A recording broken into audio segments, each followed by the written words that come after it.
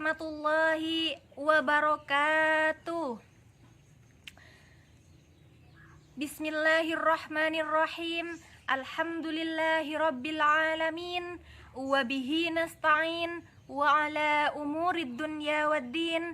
Assalatu wassalamu ala ashrafil anbiya'i wal mursalin. Sayyidina Muhammad wa ala alihi wa sahbihi ajma'in. Amma ba'du. Yang saya muliakan dosen pengampu mata kuliah ilmu dakwah yang mulia Bapak Agus Saifuddin Amin. Dan yang saya hormati teman-temanku yang senasib seperjuangan. Pertama-tama dan yang paling utama, marilah kita panjatkan rasa puja dan puji syukur kehadirat ilahi Rabbi, yang mana atas berkat rahmat dan hidayahnya lah sehingga kita dapat bertatap muka di tempat yang insya Allah penuh mubarakah ini.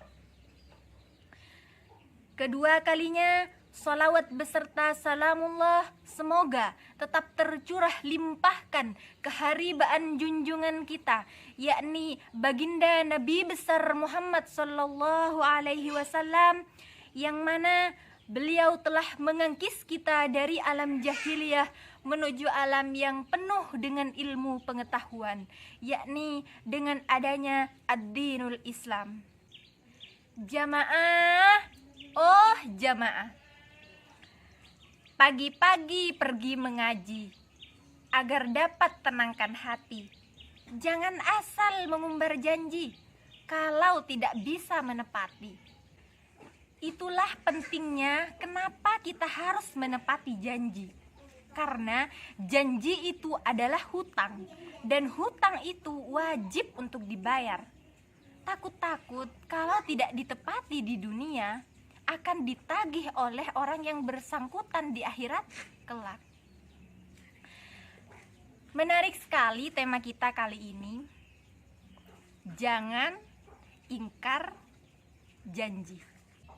Kenapa banyak orang yang melanggar janji? Dan kenapa banyak pula orang yang terlalu mudah mengumbar janji? Orang yang berjanji karena mereka belum bisa menunaikan, belum bisa melakukan, atau minta persetujuan. Makanya banyak orang yang mengatakan bahwa janji itu adalah hutang. Kenapa? Ibarat hutang, maka tidak boleh tidak, harus dibayar, harus ditunaikan.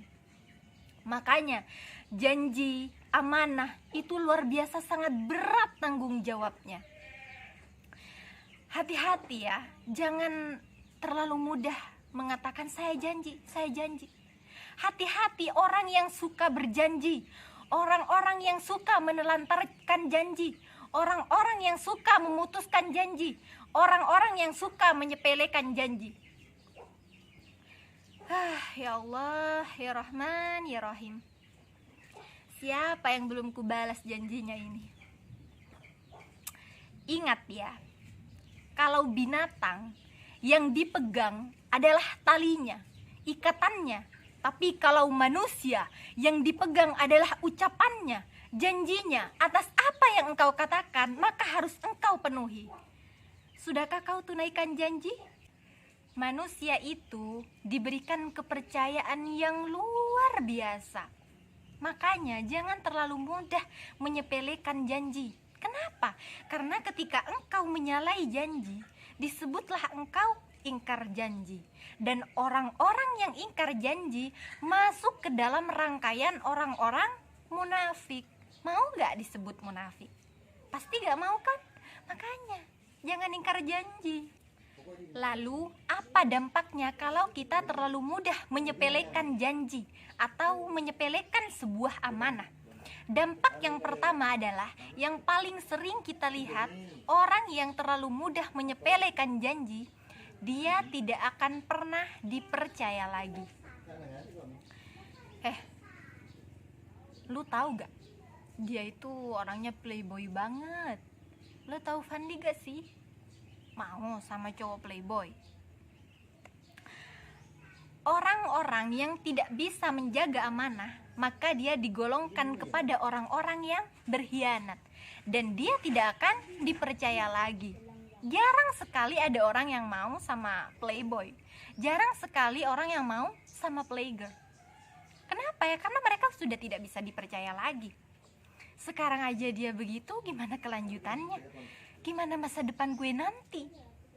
Itu adalah dampak yang pertama. Orang yang terlalu mudah mengumbar kata janji, lalu dia mengingkarinya, maka dia tidak akan pernah dipercaya lagi. Yang kedua adalah dia menyia-nyiakan kenikmatan yang diberikan Allah di dunia kepada orang-orang yang menjaga amanah. Allah Subhanahu wa ta'ala berfirman dalam Quran surat An-Nisa ayat 58. A'udzu billahi minasyaitonir rajim. Bismillahirrahmanirrahim.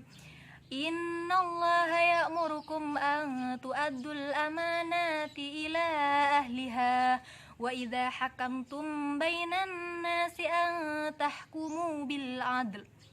Allah Subhanahu wa ta'ala kabarkan, sesungguhnya Allah memerintahkan kepada kalian untuk berbuat adil dan menjaga amanah. Kenapa? Kenapa saya harus menjaga amanah ya Allah? Bukankah saya hidup di dunia sebebas-bebas saya? Yang hidup kan saya. Kenapa saya harus menjaga amanah?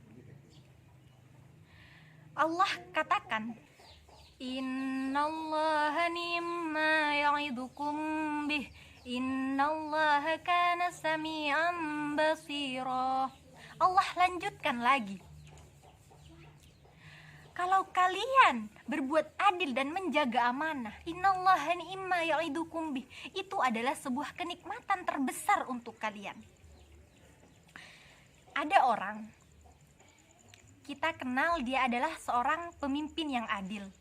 Pasti kita coblos lagi, pasti kita pilih lagi dia di periode selanjutnya.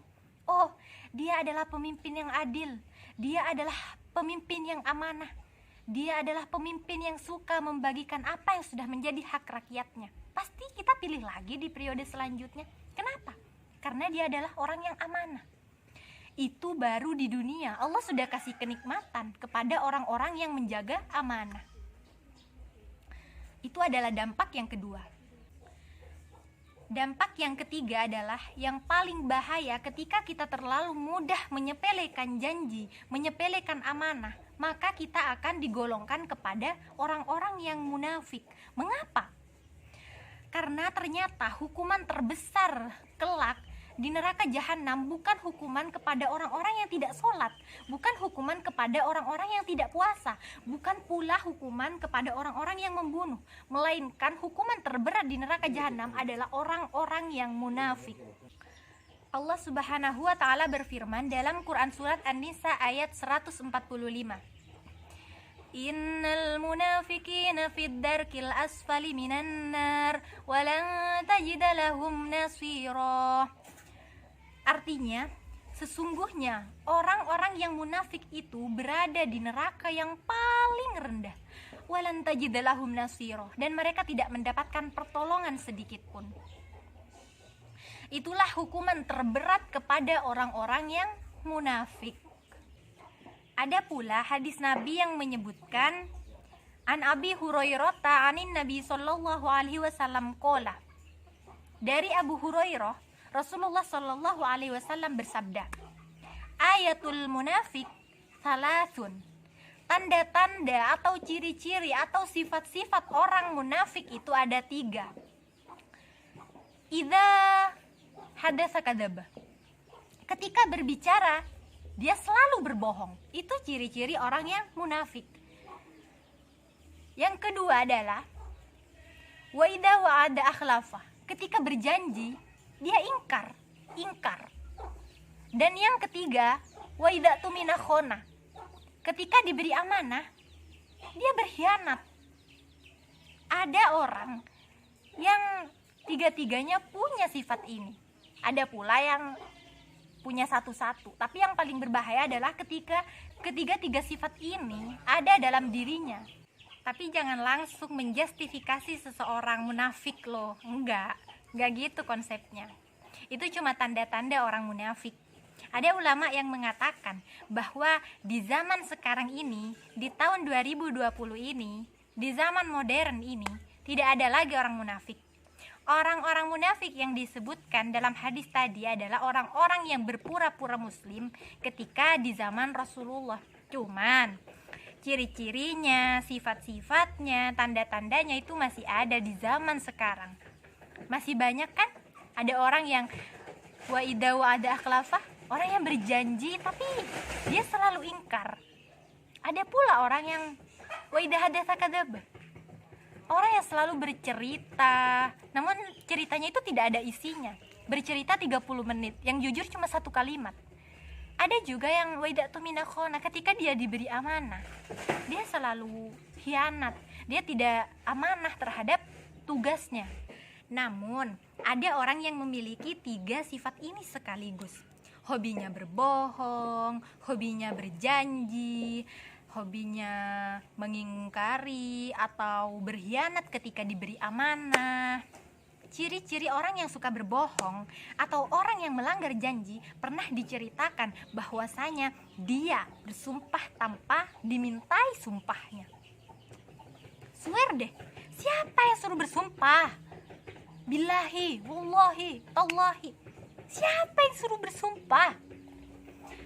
Jadi kita berlindung daripada ayatul munafik, daripada sifat-sifat orang yang munafik. Semoga kita semua dijauhkan dari sifat munafik. Amin ya robbal alamin. Menjadilah orang baik diawali dengan menepati janji.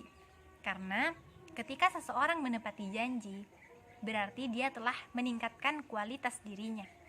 Ingat, kita akan sama di mata orang dan semua rata. Tapi yang membuat kita hebat, yang membuat kita maju, dan yang membuat kita berhasil karena mampu menghargai dirinya. Dengan cara apa? Menepati janji. Dan ingat, hargai apa yang sudah ditetapkan, ikuti aturan, ikuti syariat, ikuti apa yang sudah ditetapkan. Akhirnya dari saya, apabila terdapat kesalahan baik itu dari segi ucapan, sikap maupun perilaku, baik itu disengaja maupun tidak, saya mohon maaf yang sebesar-besarnya, karena saya hanyalah manusia biasa yang tidak luput dari salah dan dosa. Ambil yang baik, buang yang buruk. Jika terdapat kelebihan dan kebaikan, itu datangnya dari Allah. Apabila itu sebuah kekurangan, maka itu datangnya dari diri saya pribadi. Kacepot gula mira, salah lopot nyon sapora. Akhirul kalam, wabillahi taufiq wal hidayah, wa ilaihi ridha wal inayah. Assalamualaikum warahmatullahi wabarakatuh. Dadah.